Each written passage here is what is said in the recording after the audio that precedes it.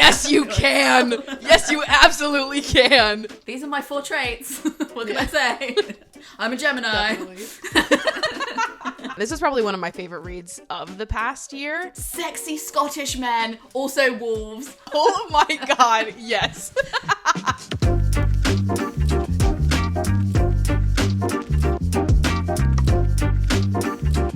Hello and welcome to another episode of No Books on a Dead Planet. I made this series because I literally cannot compute the world ending. It doesn't make any sense to me. I cannot engage with a lot of kind of climate stuff. But the idea of no books being on the planet does actually scare me. For some reason, that's my entry point, and that is what this series is about. I'm a little bit of a fraidy cat when it comes to talking about the climate in general, but there is nothing more inspiring than a deadline.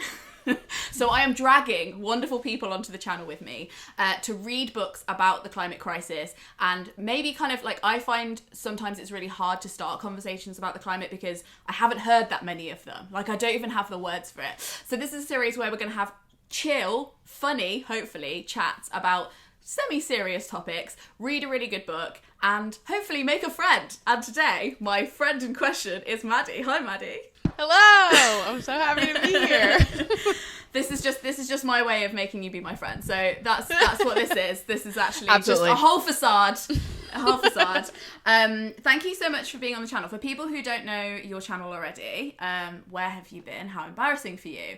Maddie, would you want to tell those poor people what your channel's about and who you are in general? Yeah, absolutely. So I'm MaddieDragsbaek. I've been making YouTube videos for about 12 years now, which is crazy. And I make videos on my channel, which is just my name, about sex, dating, plus size fashion, life as a 20-something in New York City, and anything else that inspires me that week. It's amazing. And that's all about me. In your latest video, you were drinking a rose latte, and I was like, what is a rose latte? Like, you just have this great life that's got all this like exciting shit in it. I'm like, what is that? I'm dead. Yet to reach England. Yeah, I mean, there's nothing like a little like rose lavender syrup to just add a little bit of spice to my day. Just living the good life. I love it. A little extra. I know, it hasn't reached England yet. Maybe I can get one. So yeah, we chose to read together Once There Were Wolves. Da-da-da. This is my shiny library copy because I'm very cool. Yours looks beautiful. You've taken the cover off, but it's got like foil on the spine and stuff, hasn't it? Yeah, I know. The covers always piss me off, so I always end up taking them off just because it's just nice to look at. It's very fitting with your channel. You're like, I want it to be naked. Like, take its clothes off. It's too expose its skin. Honestly, you're not wrong.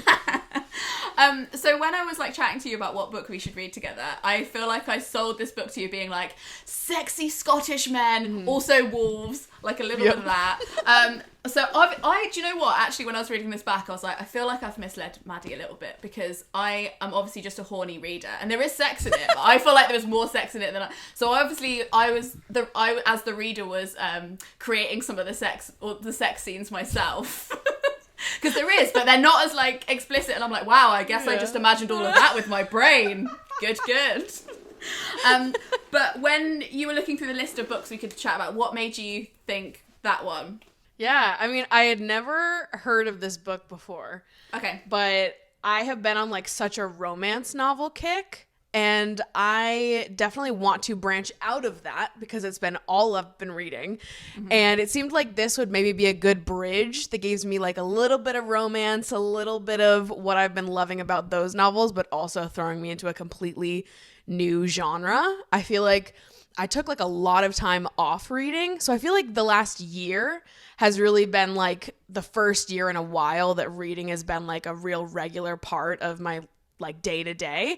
And so need to branch out in the genres, but also know that romance novels are such my thing that I thought this would be like a good way to give me what I love, but also push myself to read something new.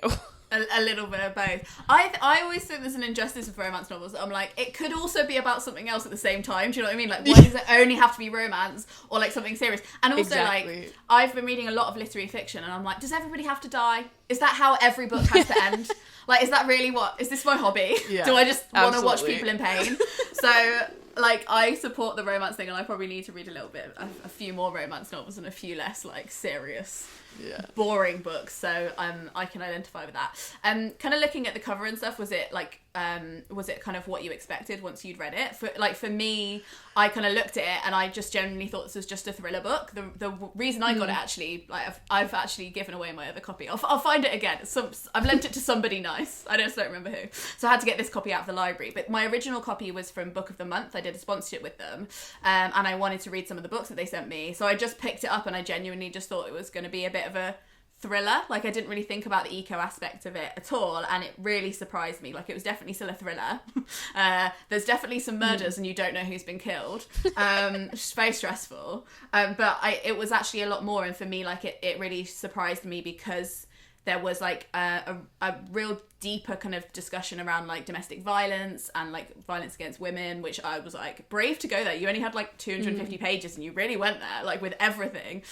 So it kind of surprised me in that way. But like, kind of when you looked at the cover and the blurb and stuff, now you've read it, were you surprised by it? Is there anything that, like, if people pick it up, it's like, that's not what it is, it's actually this? Right. Yeah. No, I feel like based on the cover, I'm not sure that it ever would have been a book that I naturally picked up at the bookstore.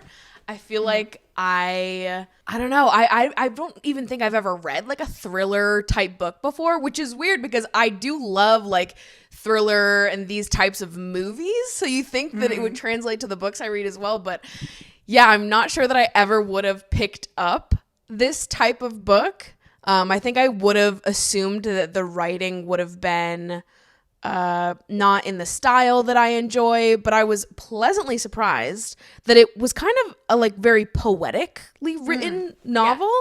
Like, I really resonated with a lot of the descriptions that she used, especially when talking about like emotions and like how like Inti was so connected with the wolves and also her relationship with her sister. And there was so much of the writing that just like sucked me in emotionally, which I wouldn't have thought based off the cover or based off of like, oh, we're in the woods with a bunch of wolves. Like, I'm not thinking that it's really going to pull at my heartstrings. Yeah. And I'm not sure that I've picked up any type of book that has anything to do with wolves since like Twilight. So I'm not sure that I have a ton of background there. There was room for improvement. It's like, oh, we're evolving from Jacob. I love it. But yeah, you're right. I think there was lots of stuff about bodies and bodies connecting and overlapping and like the main character. I'm going to try and not do too many spoilers, but I want to tell you enough about the book that you read it. So like, one of the things about Inti, the main character, is that she has this, not synesthesia, is the thing where when you see somebody in pain or somebody in pleasure, you feel it with your body. It's like a thing that some people have, and because of that, like she overlaps a lot with people in her life and the wolves as well. Like, you kind of don't know where she ends and she and other people begin, if that makes sense. Yeah, absolutely.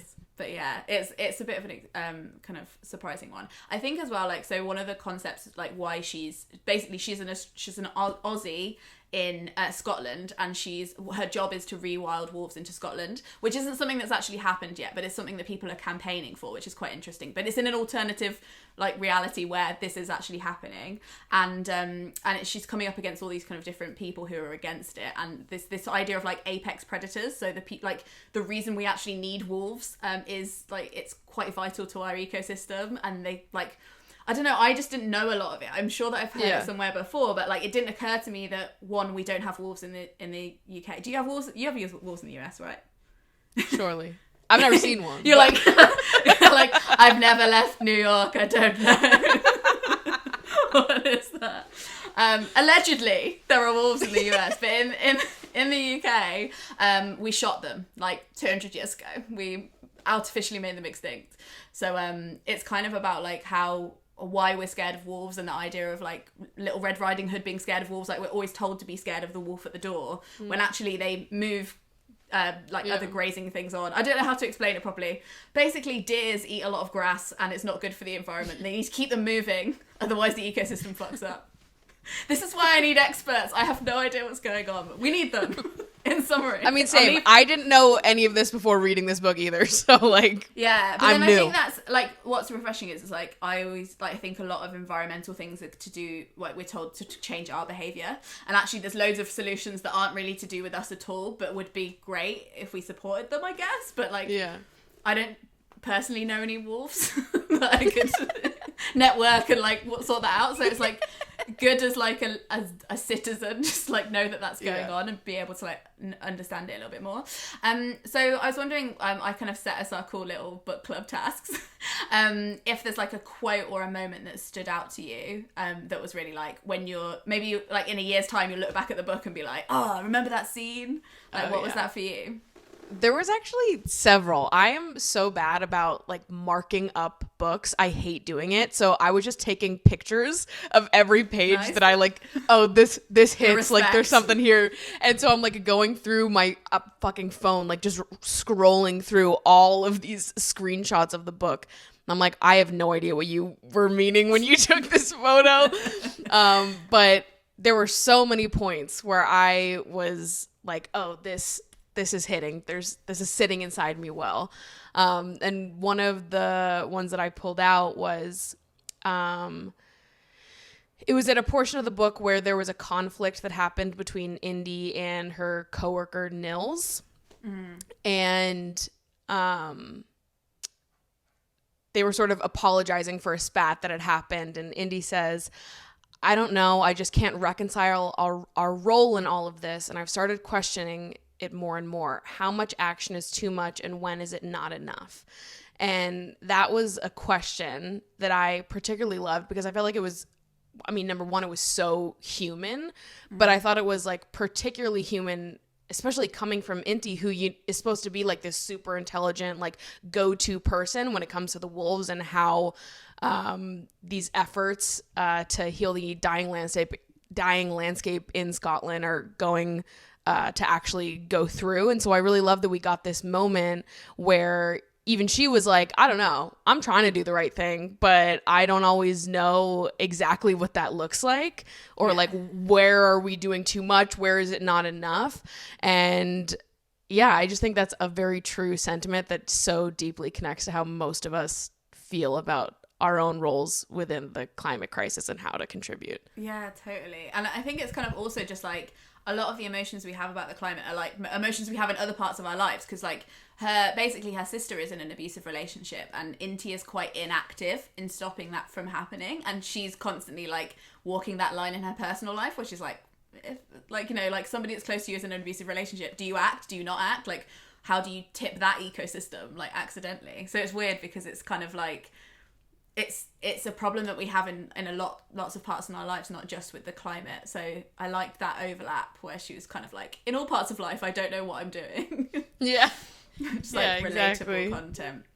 For me, it was really interesting because I would say like, it's actually kind of it's kind of like 30% romance, 30% climate, 30% commentary on abuse against women.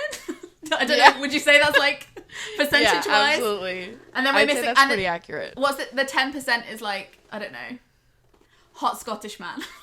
Yeah. That's the other thing. I kept getting distracted because I have such a massive crush on a fictional character, which is this guy called Duncan in the book, who is a policeman, unfortunately, but super hot. Like, sorry about your job, but also like bangable.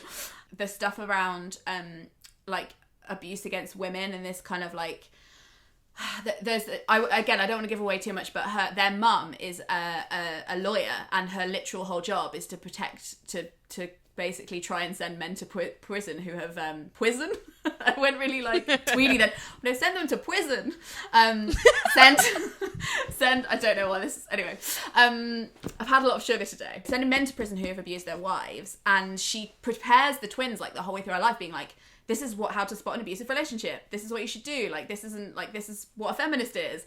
And one of the twins still gets into an abusive relationship. And I thought it was interesting, this kind of like idea that like we can still be held in these really unhealthy cycles and not walk away, even though we know we've been prepared for it, you know? And it's kind of depressing. But yeah, absolutely. I think like sometimes when people are like, oh, just go and fix it, like go and walk away, like leave capitalism. It's like right. Right. Like, it's a little bit more complicated than that. Yeah. It's like, great idea, let's do it. So yeah, and I think the other moment was when they have a knitting circle at the local. Also, this just, I don't know about you, but it just gave me like a real big need to go and visit Scotland again. It's also like, I've never been. Oh my god, you need to go. Have you been to England? No. We need to get you over. I'll get a portkey. We'll just buzz you in. Don't worry about it. On my way. Just come now. But yeah, like it's just a really atmospheric, like Scottish Highlands kind of thing. But they have a knitting circle, and there's like an older woman in it, and like I think Inti at the beginning is trying to be like, have you heard about the climate crisis? And this older woman's like, yeah, I have. I've been trying to rewild my garden for the past 30 years, and I've just been to a protest. Do you know what I mean? It's just like, don't tell me that we don't care just because we're like village people and we're farmers. Like, we understand a little bit, which I thought was quite funny, that it's like the main character, while she's like got the qualifications, like there's a lot of villagers who are like, we know that there's a climate crisis going on. You don't need to like fill us in. But yeah, I thought that bit was really cool. The other question was like, who would you recommend it to if you were going to recommend it to people? Is it one that you're going to be like running around and shoving in everybody's faces, or is it one that's like for a certain person? I mean, I kind of loved it. I was shocked at how much I loved it. I feel like throughout it was slow for like the first 50 pages, but then once we started getting into all of it and like more information is being revealed, I got sucked right in. This is probably one of my favorite reads of the past year. And I think there's just so many like lovable aspects of the story. I think an aspect that I particularly loved, that if this is also something that resonates with you, maybe you would like this book because of this, but I loved that sisterhood was like a major theme and a major conversation in the book. I think that like being an older sister myself, I've always like resonated with characters that sort of have that like older sister energy. And I kind of loved that a lot of like the traits that I think that Inti had because of her relationship with Aggie and because of how protective she was and how brave she had to be because of Aggie and for Aggie, you see some of those traits like transfer over to how she acts with the wolves and how protective she is over like them and her work, and how like her relationship with her sister and what she learns through Aggie transfers to other relationships and other aspects of her, which I just loved so much. I love a good like sister relationship and like seeing how people like grow because of their sisterhood. And I thought that like that just so itched a scratch in my brain about that. There was actually one quote that I pulled out where Inti says, when it comes to my sister, I can be anything I need to be. Don't forget that. And I was like, oh, yes, you can. Yes, you absolutely can. And I loved that. And I loved how it also connected with her relationship with the wolves.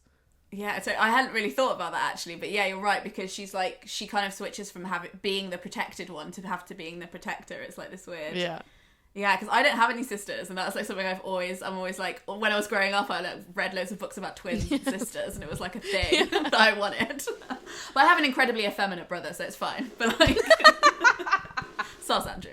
But like, yeah, like I kind of, do you think that sisters like that, like, have you read books where they're not portrayed in that kind of way, and you think like this is a bit more of a complicated portrayal of it? Yeah, totally. I think it was a super complicated portrayal, but at the same time, it was so like rooted in love and like devotion that they had for each other, which I just thought was so sweet. Like, I love when sisters are just like sisters, like they will do anything for each other. And it's like complicated, and there's like a back and forth that exists and conflict between them. But at the end of the day, it's like, I would do anything for you. I will move anything that I have to move for you. And don't forget it. Like you can't stop me when it comes to my sister. Yeah, it's amazing. And I think it's also like, they have like a secret language. There's a lot of stuff around like silence and language in the book, like loads of moments where some characters can't speak, other ones are speaking too much. Like there's a lot of like that kind of imagery in it. But like, I don't know, I tried to have a secret language with my brother, but it didn't work. It's called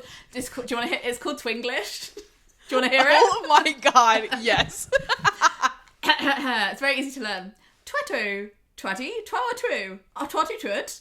Time to every twit. I twat just put very much. I feel like I'm playing The Sims. I have no idea what's going on.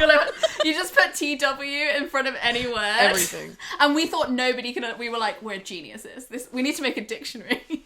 Honestly, you might be, because I'm not sure that I would have been able to decipher that. Yes. One more string to my bow. I love it. Did you guys have any like secret languages or secret things you did? No. This is like alleviating me of my sister jealousy. Yeah, no. I'm like the oldest of 3. I have 1 sister and 2 brothers. And I don't know that we ever had any like secret languages or like secret anything between each other. I just like my childhood memories are very like loud and aggressive. Like we were always putting on performances and like beating each other up in the backyard. You're like, I identify with the violence in the book, like more than anything. I was like, you were like, I was there. Yeah, just a little bit more aggressive. I wish I had a secret language. Well, now I'm kind of embarrassed that I've revealed that on the internet, but I guess it's going out anyway. Don't cut it, it's fine.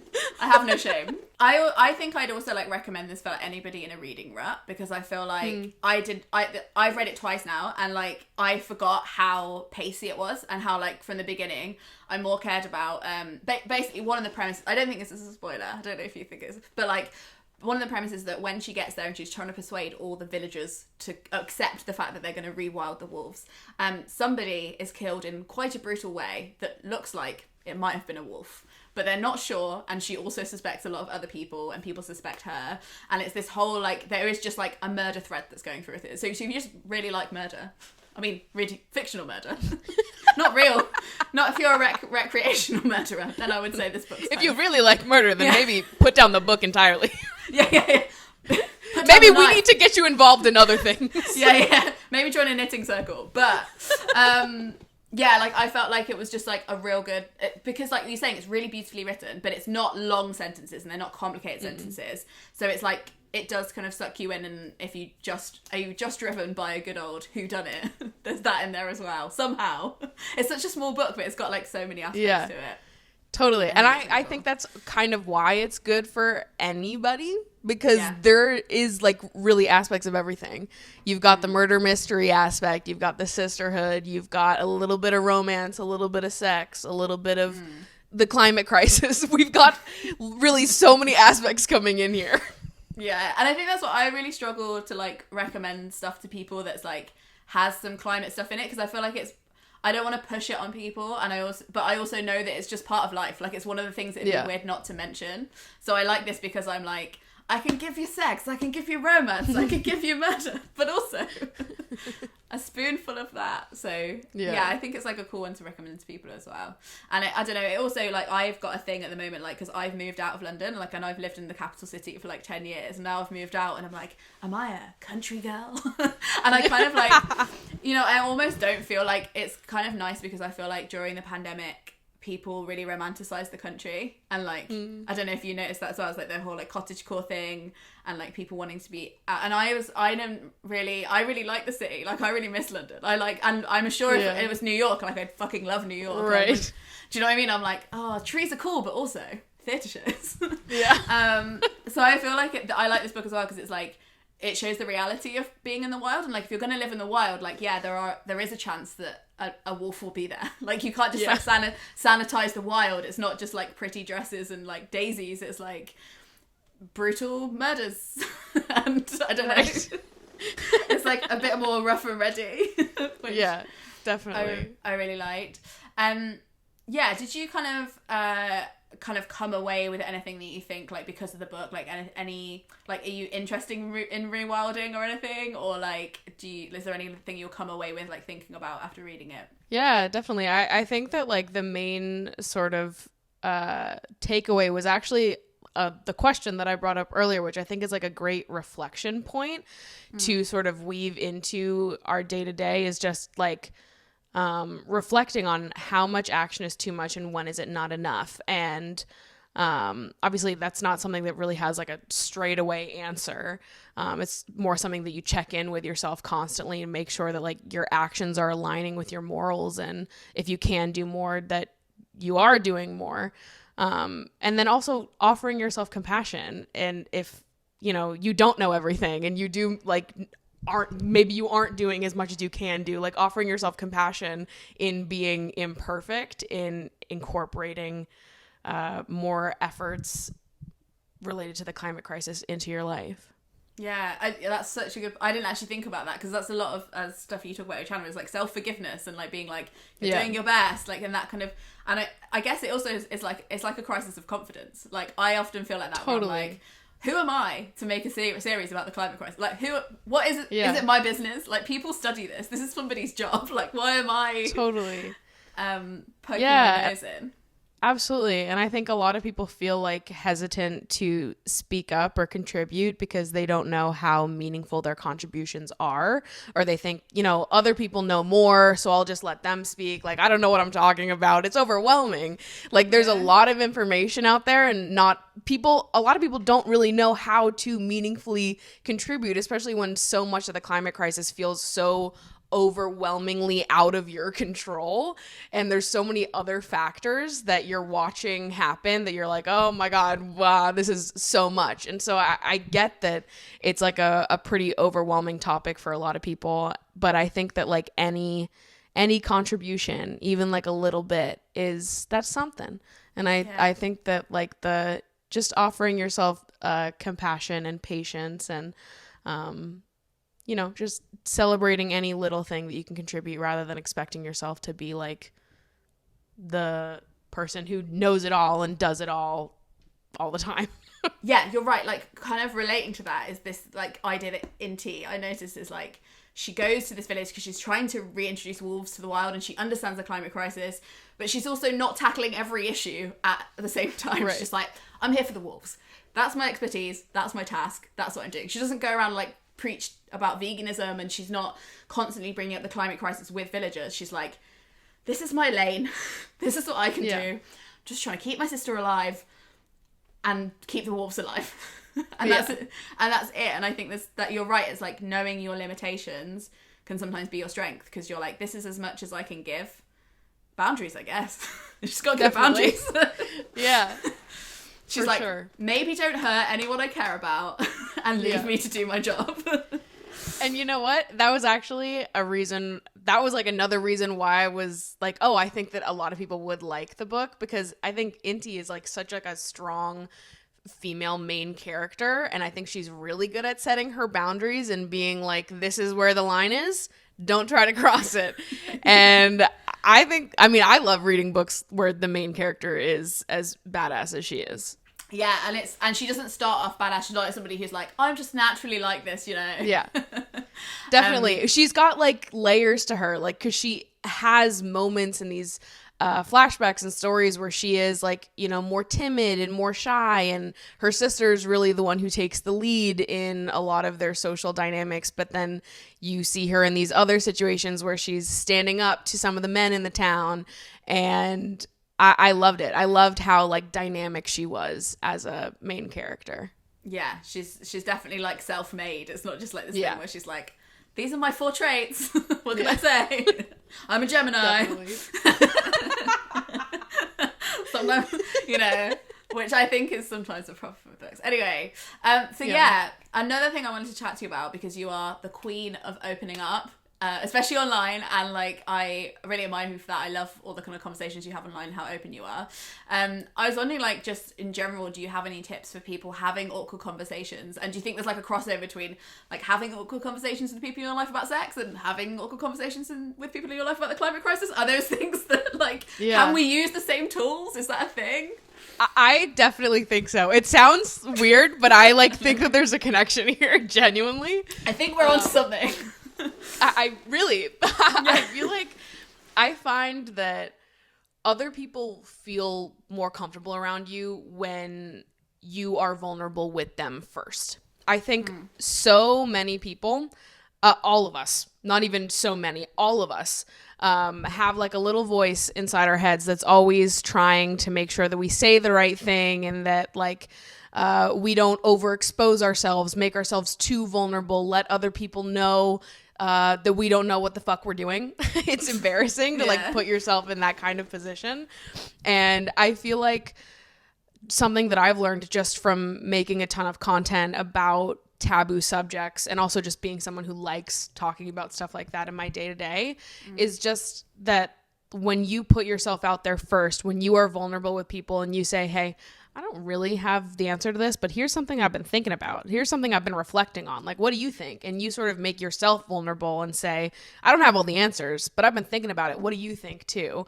And sort of open that dialogue up without making it super intimidating, because you are making yourself vulnerable before you're asking anybody else to show up as their most vulnerable self.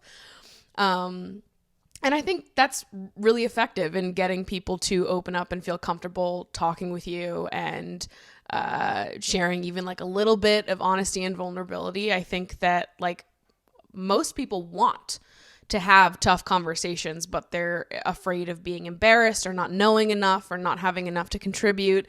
And I think that if you are the person that opens the dialogue and sets the immediate precedent of like, you don't have to show up to this conversation perfect or having all the answers or even having any sort of start here. You just have to show up. That's it. We're just going to sit here and we're going to have a very open chat, and I'm not going to judge you for anything that you say. And I think like opening it up like that and being the person who starts that, other people will follow you. Other people will mimic the energy that you bring into the conversation. And I think that's something that applies with conversations about sex, where people are hesitant to ask questions because they feel like, oh, maybe I should have already known this. I feel embarrassed that I don't already know this. I think there's a similar thing with the climate crisis where people feel afraid to ask questions because they're like, should I already know this answer? I'm afraid to bring this up. And so I do think that like approaching these conversations with your vulnerability first and letting people know that it's okay to not have all the answers is like the best way to go about it. I love that. I'm kind of picturing like two scenarios of the same conversation where it's like somebody's like, I feel like it's a bit late to ask, but what is pegging? And then at the same time being like, is it too late to ask? What is carbon? Like, do you know what I mean? Like, it's the same kind of things like, is it too late to ask what, like, degrees of warming? Like, how warm? Like, how warm is too warm? Absolutely. You know? 100%. But you're right. It's the same thing where you feel like that everybody else is an adult and you, like, didn't do your homework and then now it's too late. Yeah. And you've been nodding along for too long. But I love that analogy. You're so right. Yeah, absolutely. I think it's just about making the conversations accessible to everybody so that everyone feels like they can chime in and add whatever it is that they have to add, ask whatever it is they have to ask without feeling any guilt or shame attached to that. And do you think there's a crossover as well with like rejection? Because I feel like I've tried to open up to people about climate stuff and they've been like, whoa, like settle down there, chum. And I guess there's probably a parallel where like just because you open up connections with people like romantically and it doesn't work out doesn't mean that you should stop trying to open yourself up. And I wonder if there's like a crossover there too. I think there's for sure. I think that like sometimes people just like aren't ready to talk about certain things.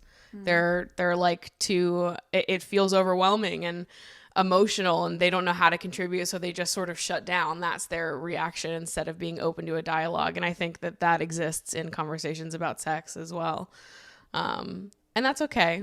But I think that sometimes people just need a little bit more time, but I think they'll come around eventually. Yeah. And it's often, I guess, again, like it's not always about you. Like it's not the way you did it, it's just somebody's not ready to have that. I'm having so many thoughts I didn't think about. I kind of thought there was a crossover a little bit. This is why I was like, let's read this book. But I'm also like, there's so much more like about how scared we are of each other, you know? And definitely. Like, the kind of wild, because the wolves, like the whole thing about Inti is that she's like, I'm kind of wild as well. Like I think we've become too human and not enough creature. Like we haven't realised that we're creatures as well. And I guess that's the kind of thing about sex as well. It's like a kind of, you're connecting too much with like your animal self. Like that's not very civilized. Yeah. Like don't talk about it. Yeah. And I think that a lot of times like these conversations do require a certain level of self-reflection and looking inwards. And sometimes that just makes people too uncomfortable. They don't have it in them. They're not in a place where they can or want to self-reflect because it feels too difficult to confront certain parts of yourself. To even get to contributing to certain topics of conversation. So yeah, I think there's for sure overlap in like more ways than one.